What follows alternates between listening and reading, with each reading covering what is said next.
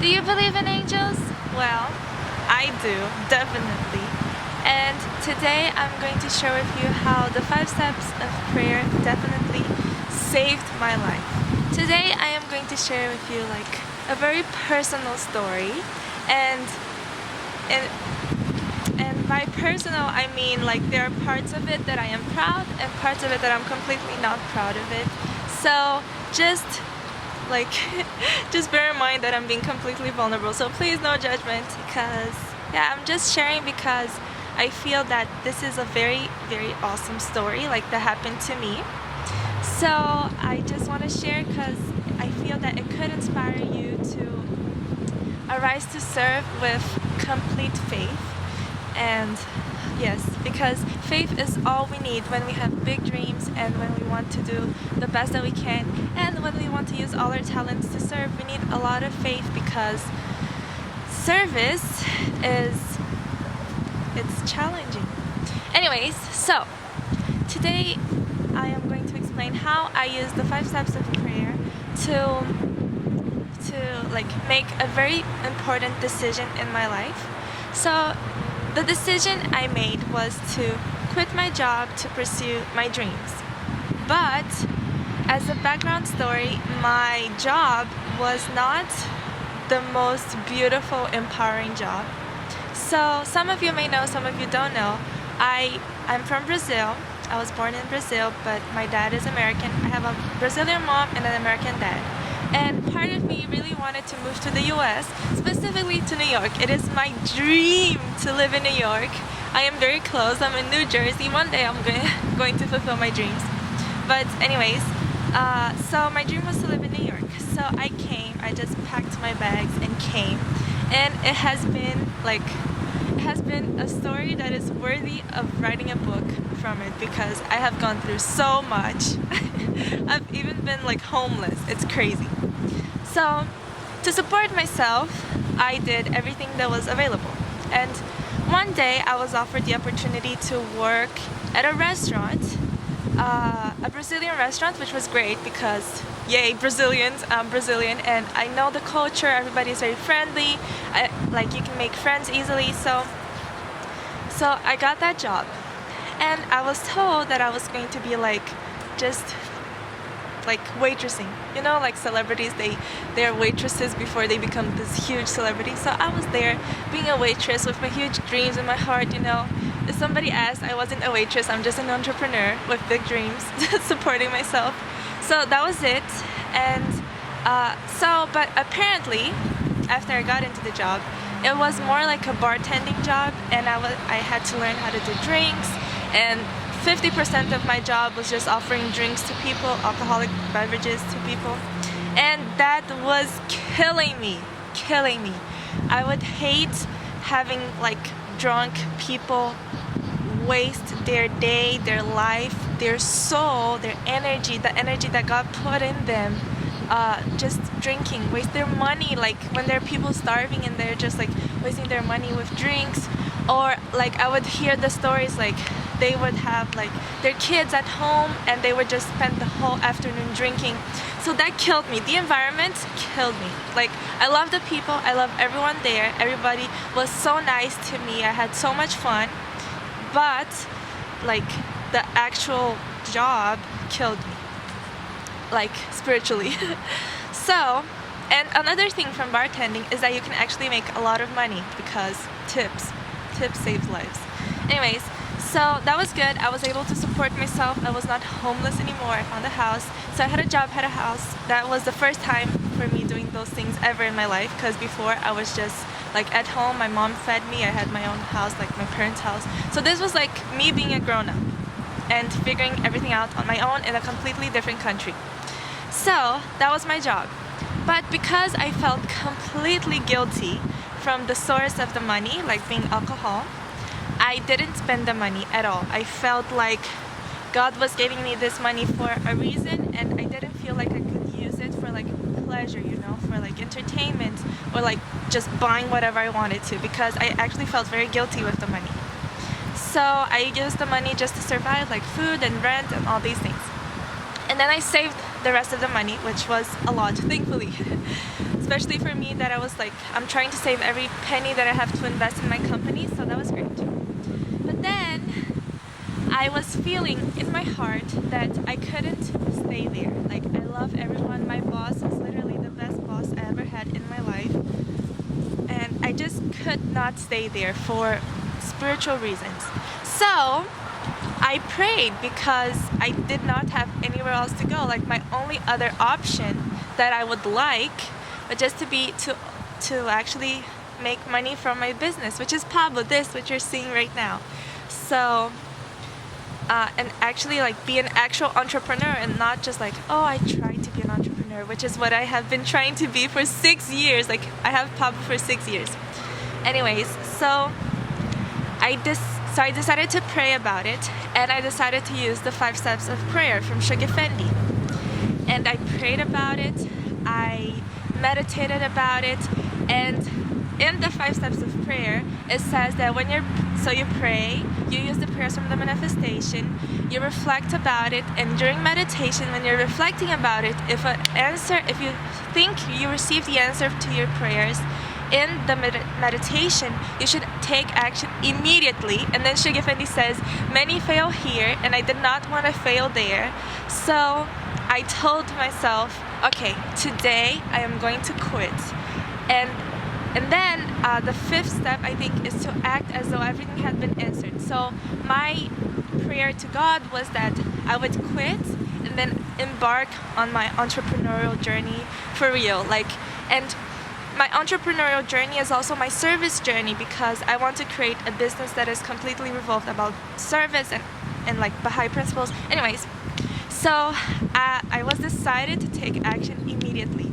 And there's another cool thing that says that even if your intuition is wrong and what you feel you were supposed to do is wrong, even if you take action on something that was actually wrong, God will guide you to the right path. So just take action. That is the only thing you need to do, no matter if your perception from the meditation was right or wrong.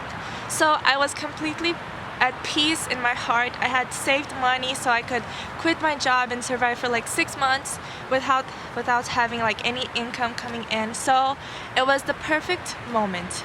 And I felt also a lot of signs in my job telling me that it was time to go. For example, this new girl came in and she was causing a lot of trouble, and our boss that is so friendly was starting to get a little bit stressed, and that was stressing me out. So during the week I could not focus properly because I was just being so stressed. So I had many signs that it was time to leave. And also this guy, one time he started crying he was so drunk that he started crying, and I remember laughing so hard, but then it hit me, like I did that to him and I am laughing, and it just crushed me. And I even told that to my boss when I was quitting, and I quit in a very peaceful way, but that's another story. So all the signs were telling me to go, and this prayer, like during the meditation, I knew it, like I had to leave. I did not know what were going to be the next steps. I just knew this step, and the step was to ask to quit. So that's what I did. So I quit, and everything was good, everything was amazing. Every single person there was just so happy for me because I was following my dreams of becoming an entrepreneur, and my boss was very happy for me. She encouraged me. She was like, if you need any help, just come back. Everybody was just so nice to me. But then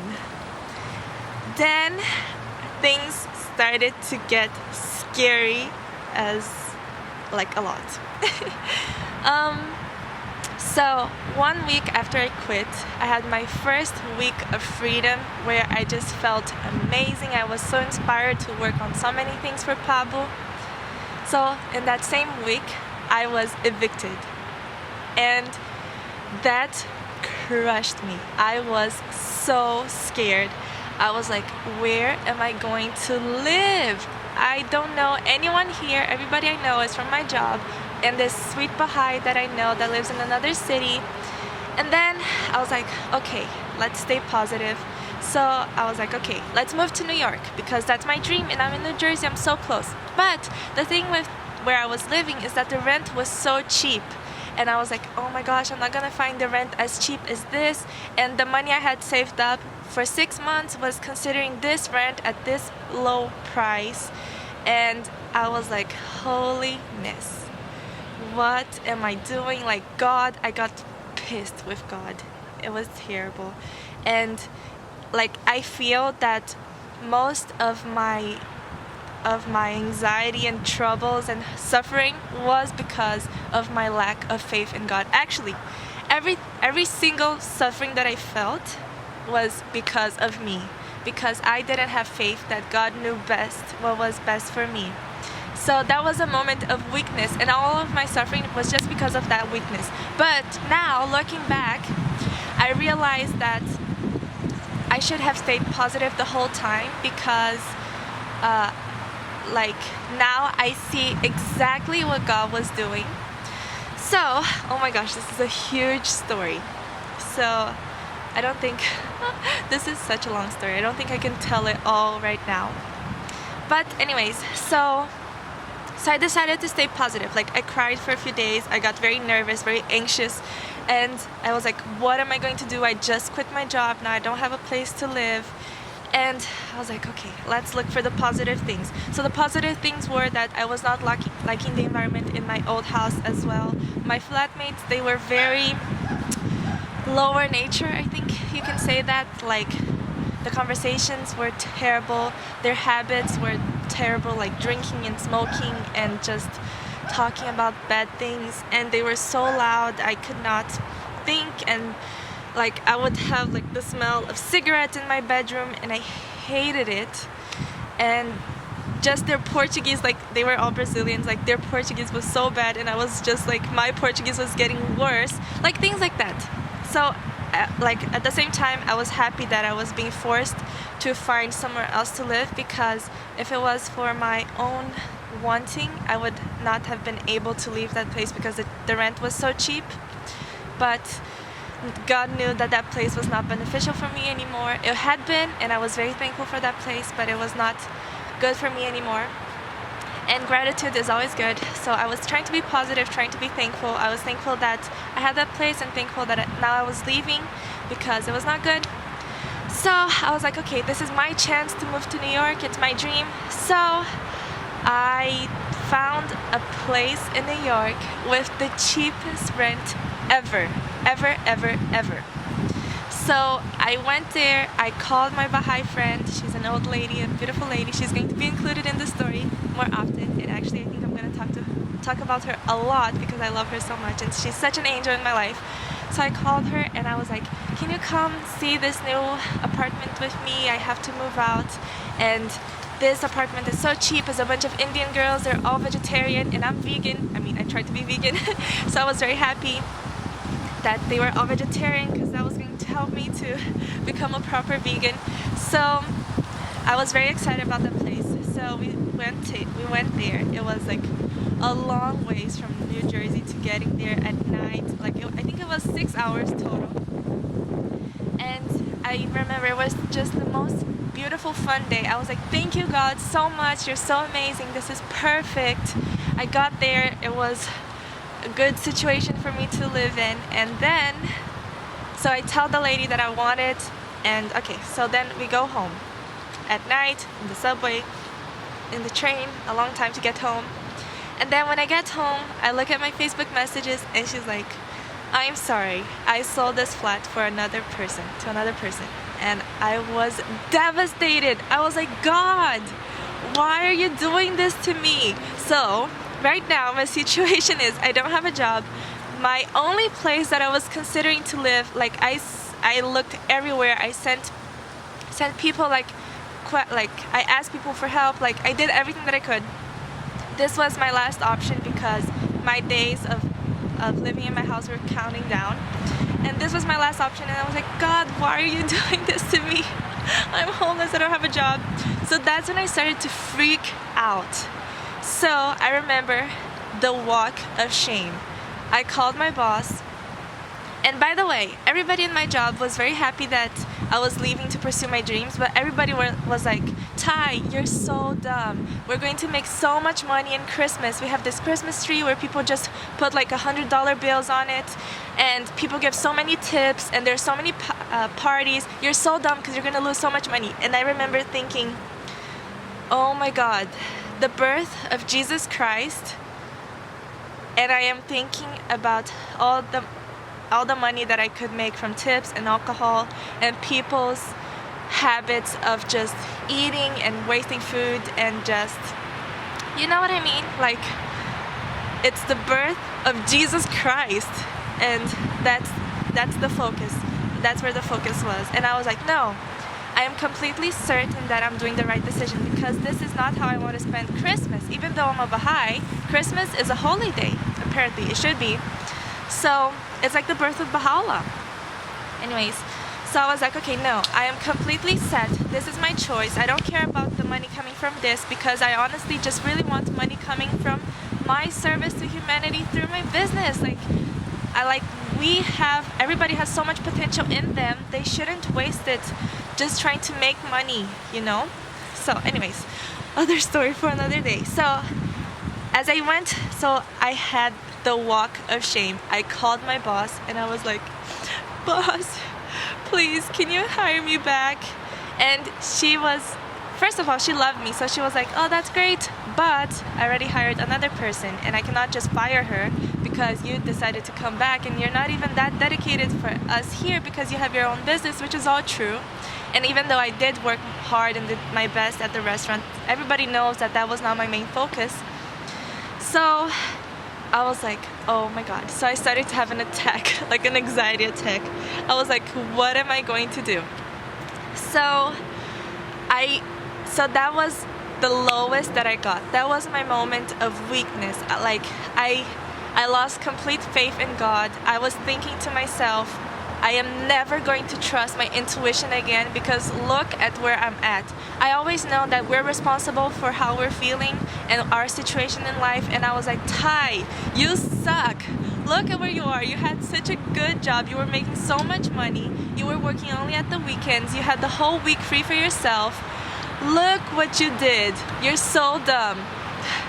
And God, you are terrible, because here I am trying to do something nice to the world, trying to follow my dreams, trying to follow my heart, trying to follow your commandment of doing the right thing, and all these things. And I also had read that if your money is coming from non-pure sources as a Baha'i, you should do your best to leave that job as fast as possible. So everything I was doing was completely calculated and completely thought about, and I meditated about using the writings. So I just hated myself. I hated myself for reading the writings. I hated myself for following my intuition. I didn't hate God, because we cannot get that low, but I was very upset with God, and my faith was just low, low, low. So as I was in bed and I couldn't breathe, like, you know when you feel suffocated. I felt suffocated. I was like, I'm going to be homeless soon again.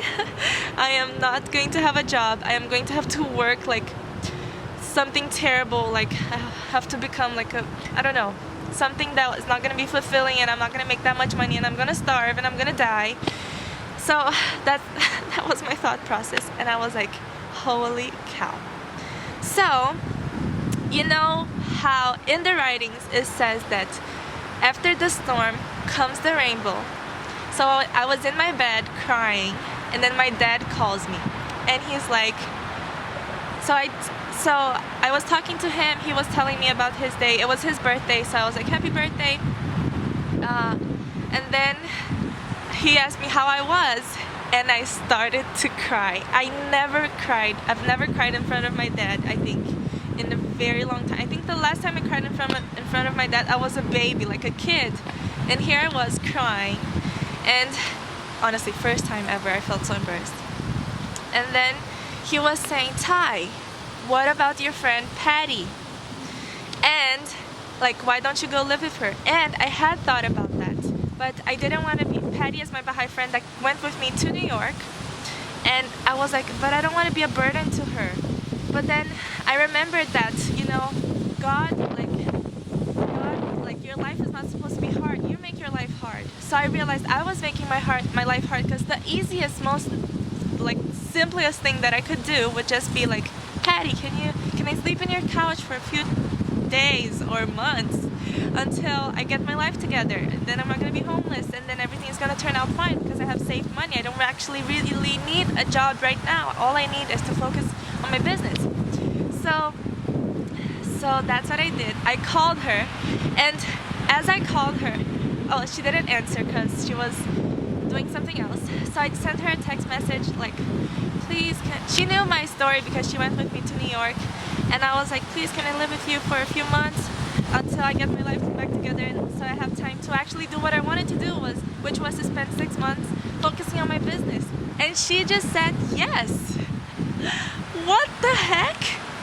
What the heck? So right now, this is her backyard, and this is my new house for 6 months. And I remember just thinking, oh my God, every single moment that I was so upset with God, He was just making the right thing. Like even like the time investment and the money investment of going to New York, seeing the new place, which I thought, oh my gosh, I just wasted my whole day, plus the train tickets, plus food and all that stuff for nothing. And then I was thinking, oh my gosh, God makes everything perfect. I spent 6 hours with this person. We talked the whole way. Our friendship just like, we talked about so many awesome things. We talked about like elevated, meaningful things, and that was not a waste at all. And now, like, anyways, it's just so perfect. Like our friendship just grew that day, and then now maybe that was helpful for her, thinking maybe if I can spend 6 hours with her, I can spend 6 months with her, in my house. So, oh my gosh, so everything was just perfect. And then I remembered what Shoghi Effendi says in the 5 steps of prayer, which is that when you pray and you act as though it had been answered, like the right book will appear, or you will hear the right thing, like the right thing will appear to you. And I remembered, like it did appear to me. I was in my bed crying, clueless of what I was going to do with my life, and my dad called me with the solution because I was too stubborn to think of the solution myself. Can you imagine? It's so beautiful. And now, the wind is taking my head away. Now I don't have to worry. For example, now I have these 6 months living in this house with this beautiful family. Like it had been so long since I had this family feeling because I moved to the US alone. In New Jersey, I don't have any family here, and I didn't have any friends, so I didn't have that family feeling. Like it had been so long since I sat on a table to eat dinner with a family, like when you're living, like when you're sharing a room in a house with people you don't know, you're just like, good morning if you see them, and good night if you see them. So that was it. So I am so happy, and it's such a beautiful, positive environment. Nobody's drinking, nobody's smoking. Everybody just has the purest heart, and they're all Baha'i, so they understand me, which is beautiful because it sucks when nobody understands you and what you're trying to do. And all of them, they're so nice, like concerning my dreams. Like they're so helpful. Like her husband, he offered me like his printer if I need to print things for my business, a bunch of folders, like all these things. It's just so nice. It's so beautiful. Like I am so happy. So yes, I am very positive for these next 6 months of my life, where I'm going to try to make this endeavor go forward and fulfill my dreams and pursuits in life. And my faith has just been reestablished because God never leaves you alone, ever. So I just wanted to share this because I feel that it's so useful for us to share like our stories. Because, for example, if you're feeling stuck, if you feel like you have lost your faith in God, whatever it is, like if you're having like suffering, just stop for a moment, pray about it, have faith that God always answers your prayers. God always answers your prayers. Like I did so many tablets of Ahmad when I was going through the difficult times, And I was like, why is God not listening to me? Like, I did a tablet of Ahmad to find a place. I go to New York, I find a place, and then a second later it's not mine anymore. Why did the prayer not work? So here, like, I am just here to tell you that, to remind you that God will always answer your prayers. Always. Always. And it's a promise. And also when you arise to serve, I think Abdu'l-Baha says this, when you arise to serve, God gives like a bunch of angels to help you. I had so many angels helping me. Patty was an angel. My boss was an angel. Even though I couldn't go back to my job, she gave me extra days so that I could get a little bit more money just for me to be sane, you know, because I was going insane. Like, I had to save money, but I was like, oh my God, what if my rent is double the size and I'm only going to have 3 months to survive, and I'm not going to be able to start this company in 3 months? And, you know, I was just going insane. So my boss gave me more days of work. Everybody was just so happy that I came back. So angels, angels, angels, angels everywhere. It's crazy.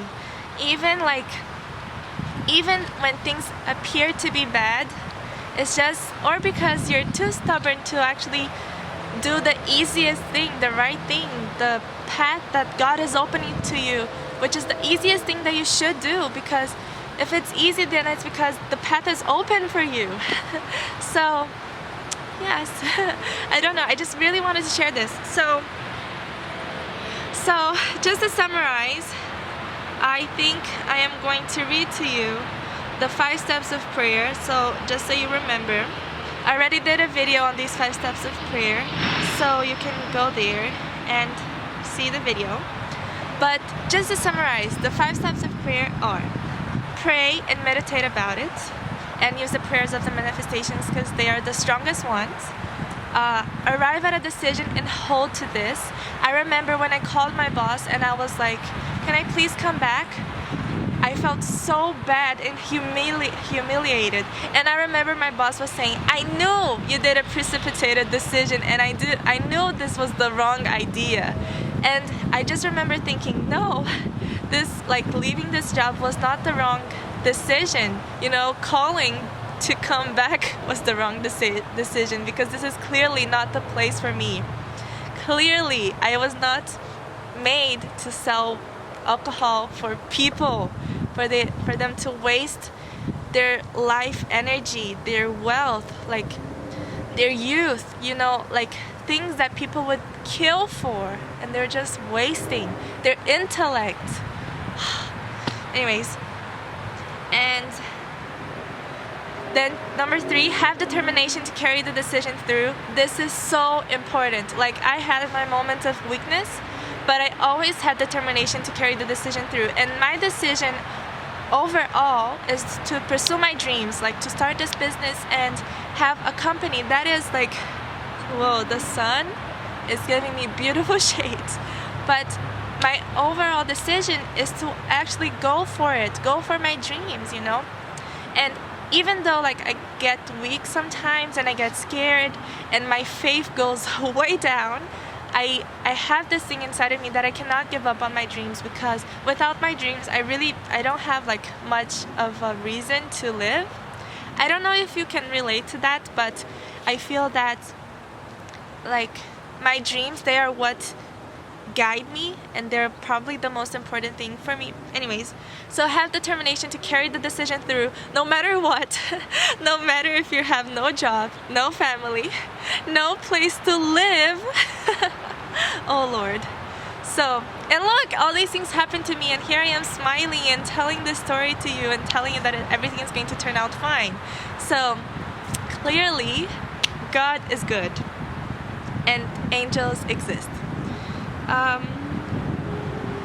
So 4, have faith and confidence. Faith and confidence are the most important. My moments of suffering were only when my faith and my confidence were low.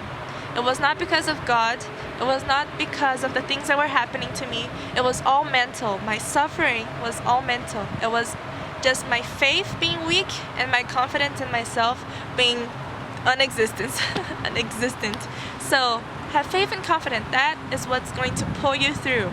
Like right now, I could tell you that I don't know if my endeavors are going to be successful, but right now, as I realize, as I remember that I need to have faith and confidence, hell yes, my endeavors are going to be extremely successful, because when you arise to serve, the army of angels of God come to help you. It is a promise from God. And yes. So, and the fifth step, act as if. Here I am acting as if, like I woke up, today is Monday, and I woke up and I am an entrepreneur. So beautiful. This is my dream. This has always been my dream, to become an entrepreneur, not a wannabe entrepreneur. So I'm acting as if I am my own boss. I am creating my own schedule. I'm doing this video on my own terms. I'm talking about whatever I want. I'm not here selling you any drinks or doing anything that I don't want. And hopefully this is being of service, because that is my main goal at the end of the day. So, yay! Act as if. And that is it. Just again, remember that the 5 steps of prayer recommended by Shoghi Effendi, they're just a personal recommendation from Shoghi Effendi. You should not take it to heart if you don't want to. I personally love it, and I feel that this example from my life is more of a reason for me to love it more and use it more in my life to make important decisions. And yes, my battery is going to die, so I'm just gonna end here. Bye bye. This was a very long video, but I love you. Bye.